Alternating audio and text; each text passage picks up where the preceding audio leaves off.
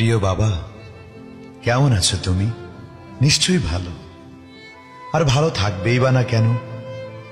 শুধু এই ভালো থাকার জন্যই তো হঠাৎ স্বার্থপর পরিচয়ে পাড়ি দিয়েছ কল্পনাহীন অপ্রত্যাশিত এক আগন্তুক হয়ে। আচ্ছা বাবা, এখনো কি তোমার সেই মাথা ভর্তি টেনশন আর হৃদয় ভরা ভাবনাগুলো ভাবায়? এখনো কি তুমি হঠাৎ উচ্চ রক্তচাপে মাথায় পানি ঢালতে বলো? ওহো, কথায় কথায় বলতে ভুলেই তো গেছি, তুমিহীনা আমি আর আমরাই বা কেমন আছি।